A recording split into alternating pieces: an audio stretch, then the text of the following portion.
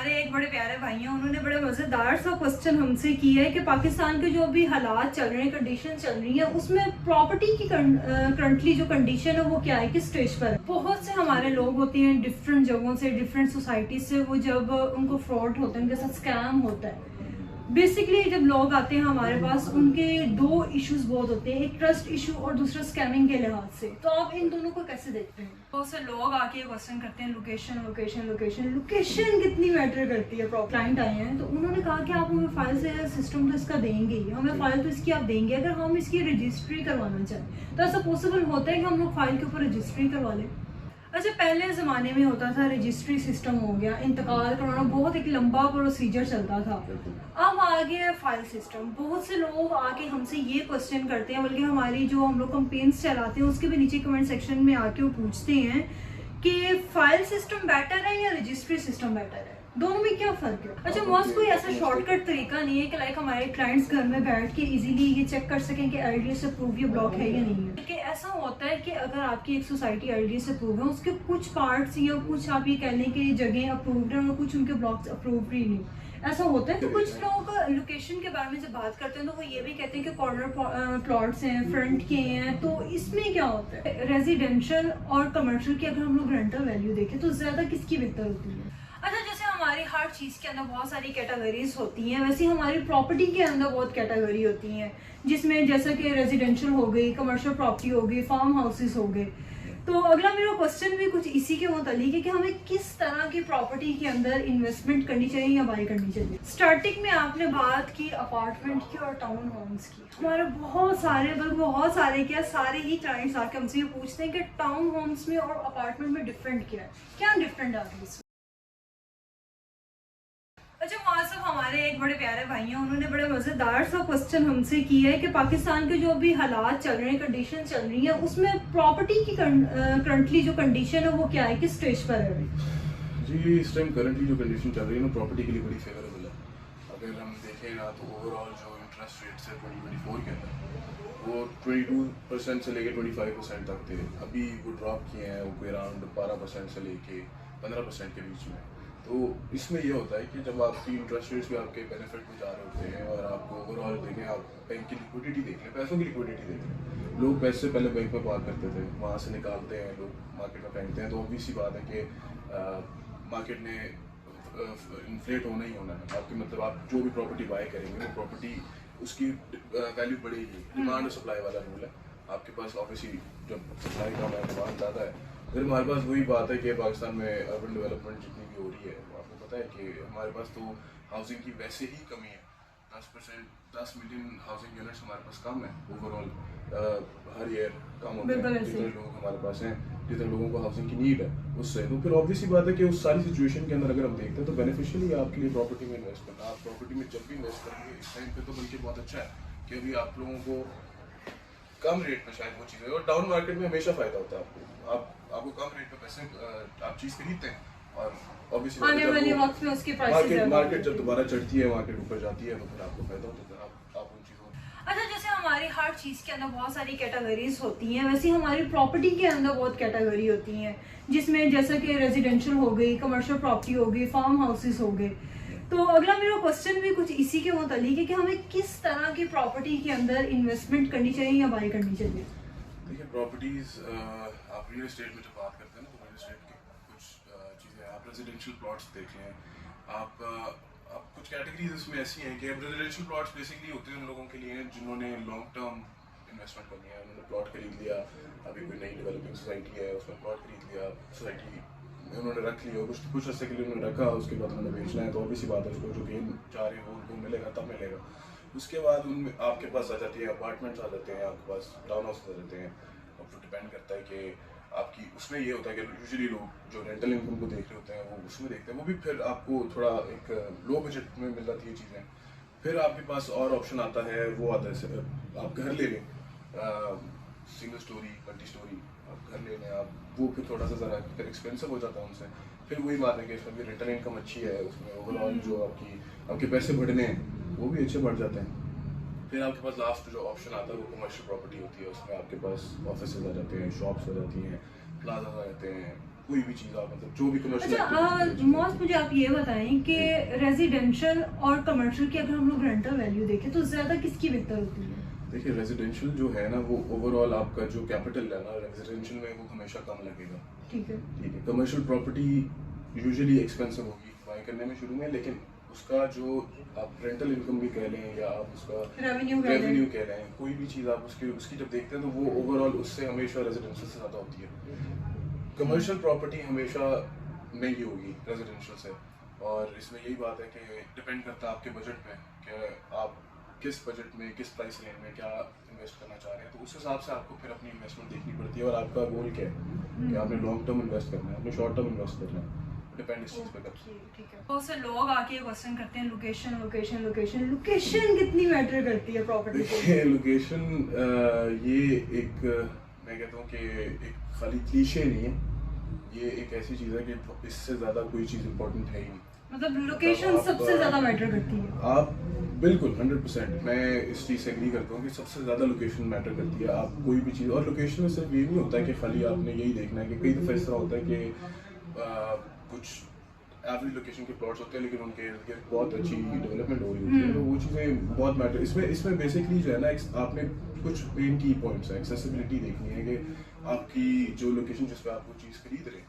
उसके इर्द गिर्द कोई मेन रोड्स हैं, जीटी रोड हो गया, रिंग रोड हो गया, आपका मोटरवेज आ गई, ये चीज़ें आपने देखनी है। फिर आपने अच्छा, कुछ लोग लोकेशन के बारे में जब बात करते हैं तो वो ये भी कहते हैं कि कॉर्नर प्लॉट्स हैं, फ्रंट के हैं, तो इसमें क्या होता है? देखिए कॉर्नर प्लॉट्स हों, फ्रंट प्लॉट्स हों, ये बेसिकली प्लॉट की जो ये एक वैल्यू बढ़ाते हैं। एग्जैक्टली जितना आप वो कहते हैं ना कि उर्दू की एक मिसाल है कि जितना गुड़ आप डालेंगे उतना मीठा हो जाएगा, तो ओवरऑल जो उस जगह की लोकेशन है उसके अंदर भी अगर आप कोई भी सोसाइटी आप चूज़ करते हैं, खास करें कि जैसे आपने कोई सोसाइटी चूज़ कर ली है जिसमें आप इन्वेस्ट करना चाह रहे हैं, अगर आप उसके अंदर भी बेहतरीन चीज़ लेते हैं तो वो उतनी ज़्यादा उसकी वैल्यू को ऐड ऑन करती है, वो बेसिकली आपको इन द लॉन्ग रन उतने ज़्यादा फायदा देती है। आप शायद शुरू में लॉन्ग टाइम पीरियड के लिए आप शुरू में खरीदते भी शायद ज़्यादा महंगे हैं लेकिन आपको एंड पे उसका रिटर्न भी उतना ही ज़्यादा मिलता है।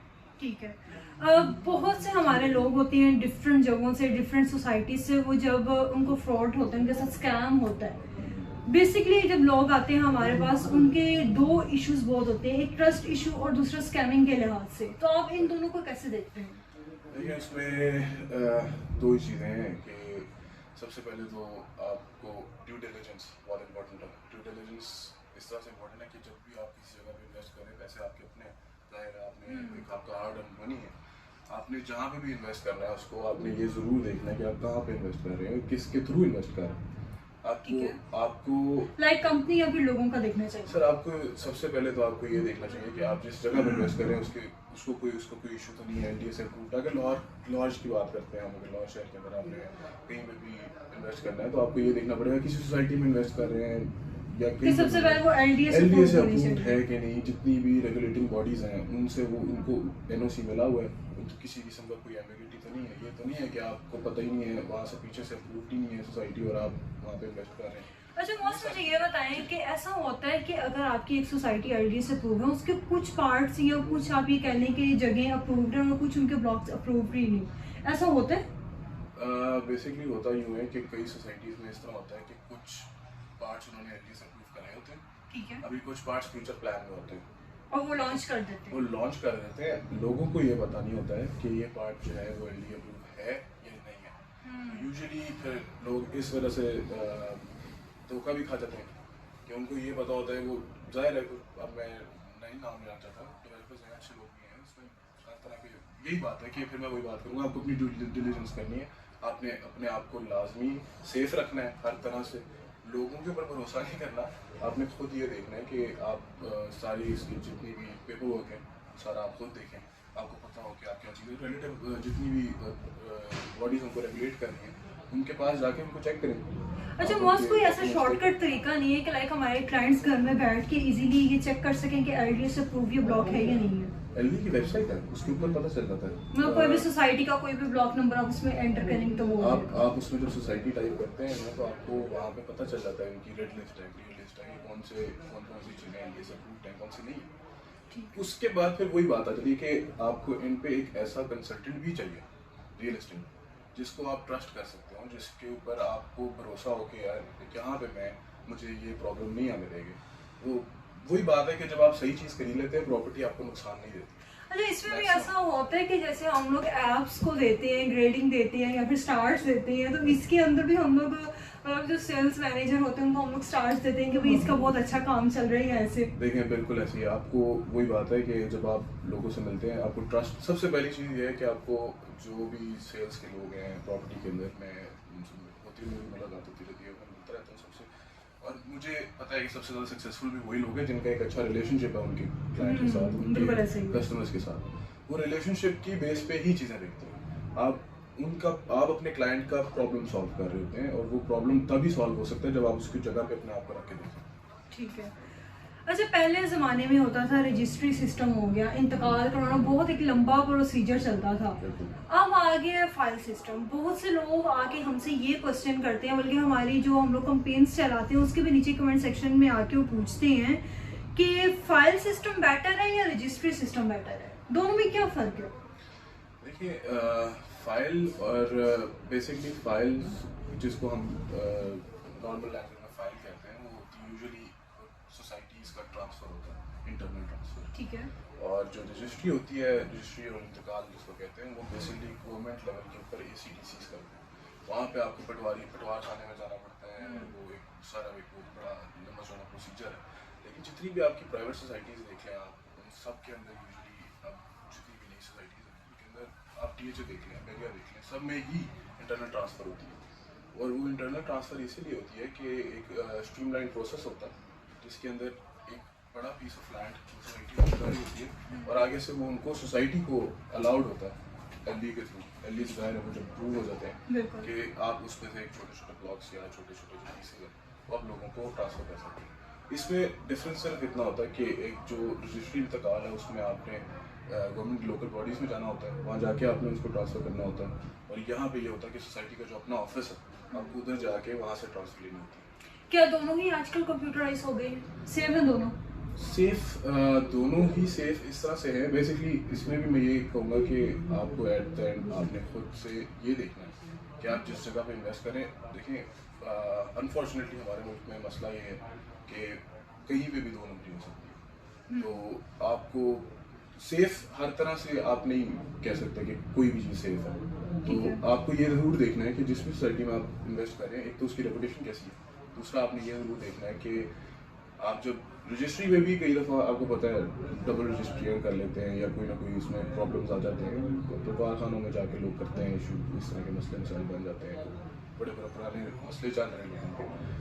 और सोसाइटी वैसे में देखा जाए तो अगर आप देखें ना, सोसाइटी ट्रांसफ़र वैसे रिलेटिवली मुझे लगता है कि आज के दौर के अंदर जो कंप्यूटर, क्योंकि चीज़ें कंप्यूटराइज हो गई हैं, तो वो मुझे लगता है कि ज़रा मेरे ओपिनियन में ज़रा ज़्यादा सेफ है।